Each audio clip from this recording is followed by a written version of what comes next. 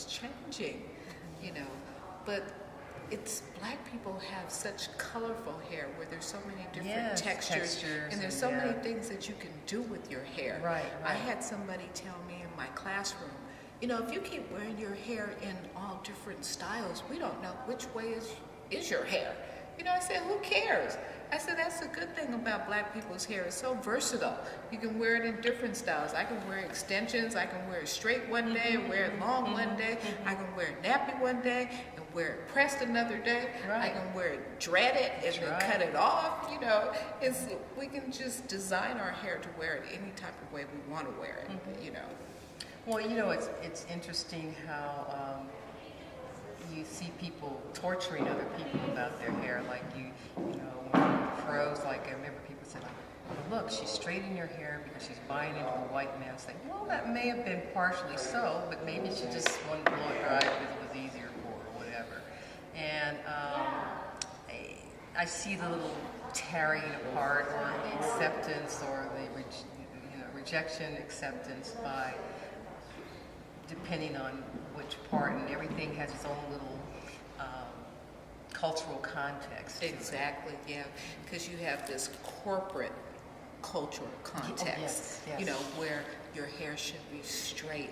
You know, when I started locking my hair and I work at a law firm and I walked in there, when I first started doing it, my boss looked at me. You know, he couldn't really say anything. He just stared at me for like half a minute.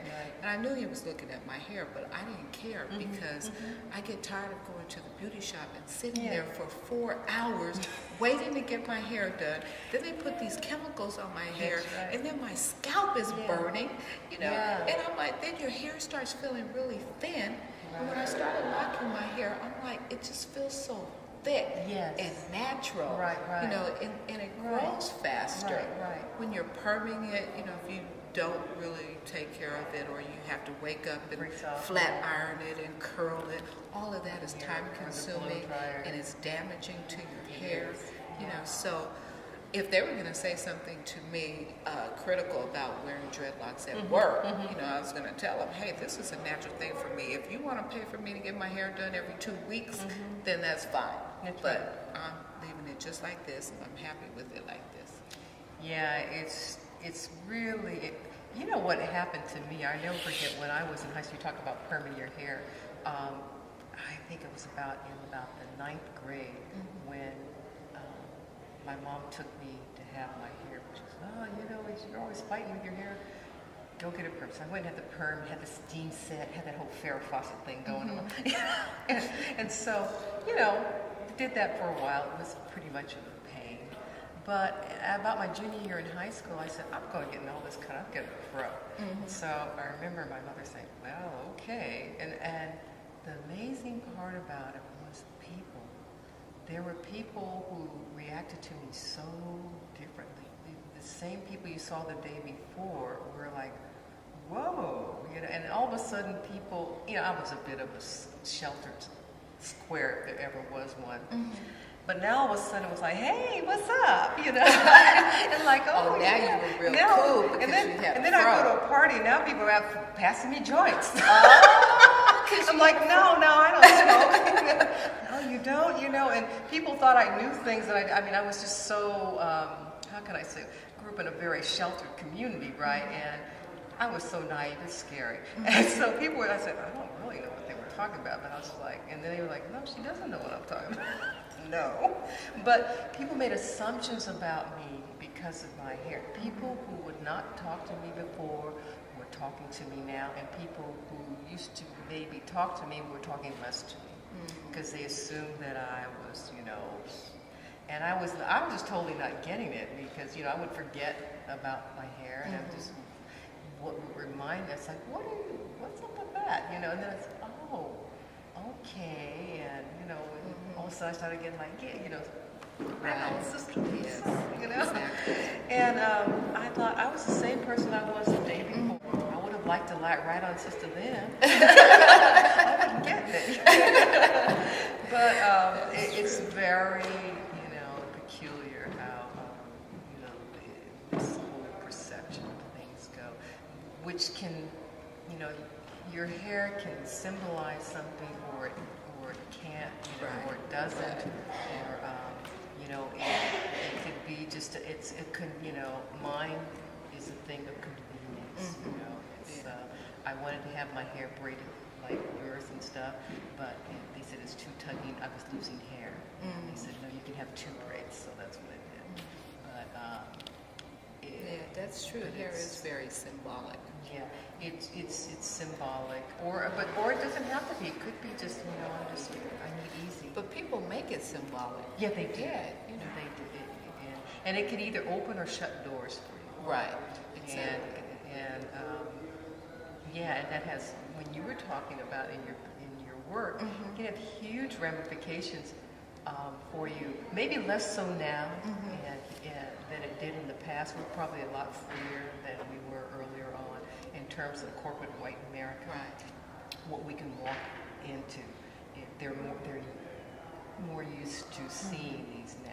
Yeah. It's a big shock for them before. Yeah, I always try to imagine how they would react if Michelle Obama had dreadlocks. You know, we were just talking about that. Me and my husband, I was talking to him about that.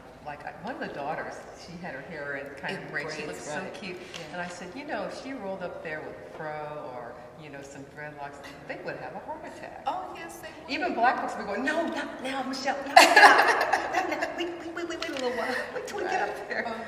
Yeah, so it's, yeah, that would. And when I saw the little girl's hair, I go, oh, how cute. And I did have that little thought in the back of my head. I said, I wonder how they're going to take this. And I thought, you know, how it's remarkable in this time that we still have to play that black tax that we pay from cradle to grave, or having to double think what the man will think, because it's very important, because he still controls what happens. So, you know, when people talked about, you always watch what the president's wife wears or whatever, I said, she doubly has to watch what she wears, because everything is magnified to the degree of 10. Right. And so when we were remarking about how damn perfect they almost had to be as a family to get in the White House. You know, it's like they had to be like the Huxtables. Yeah. You know, that, and then all the stars lining up, you know, for the events that happened to help propel them there. But they definitely had to be perfect for the time. Then I thought, okay, now what would happen? Non-threatening Negroes. Once she got into the White House, then she started dreading her hair or locking her hair. Or wearing a fro to state dinners or something. Right. Yeah. Well, you know. What would that be like? That's kind of like what I would love to see happen. But then on the other hand, I know that we still live in really dangerous times, and I know that a lot of black people have been holding their collective breaths that he's safe, and not wanting to do anything to feed into the sick minds that would take that as a further excuse to do something. Right.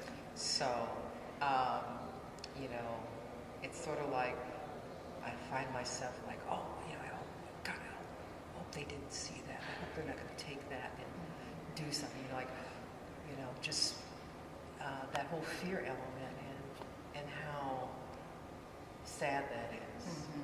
That, you know, people can't do something. It's something as simple as her wearing her hair in dreadlocks could have some yahoo back in Alabama say, okay, that's it, I'm going to White House. You know? Right. You know? Yeah, and they're both very aware that they're representing African American people. Yeah. Even though he's mixed, even though he's mixed, you know, he's still representing African American people. I have a friend who works for Channel 5, and she said, I have a program for you to do about Barack Obama, because a child asked the question, why don't they ever talk about his whiteness? They keep saying, you know, there's a black African American. And so this woman who is mixed, who works for Channel 5, she said, oh, I already thought about that. I'm going to do a program on that from my perspective, and, you know, talking about the other side of him. Yes. Because they always talk about the African American part of him. But when you're in America and you're mixed, you're black. You know, so yes, we are saying he is the first African American president, but this woman is saying that he's the first mixed African American president. You know. Well, you know, I call this the trap. I get mistaken for being, you know, mixed. Both my parents are black, and a lot of people think I'm half whatever. Our family looks like whatever. So, when people start asking you what you are, if I say I'm black, they go, well, you know. I said, yes, I am. Well, I'm African American. Well, why does everybody have to call themselves African Americans? This and that. Aren't we all Americans? And so I told one person, well, precisely because of this reason, because we're always called out to find out who we are, what is our background or whatever. And I said, and you could be a mixed race or whatever, half whatever. Basically, if you're going to go into politics or whatever, something that has to do with the dominant culture controlling things, you could be half this or three-quarters this. You're still black in their mind. Right. I said that's within that context. Barack, his mother is white, but they really don't see that much. What they see before them is a black man. And yes, his mother was white, and that's part of his culture or whatever. But what moves them, what drives them to put him, or how they think about him a lot of times, is his blackness. Right.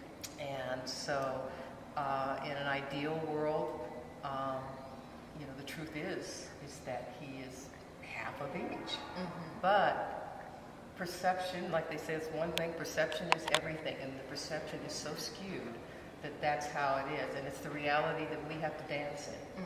So it's this constant dance between, you know, this and that, always having to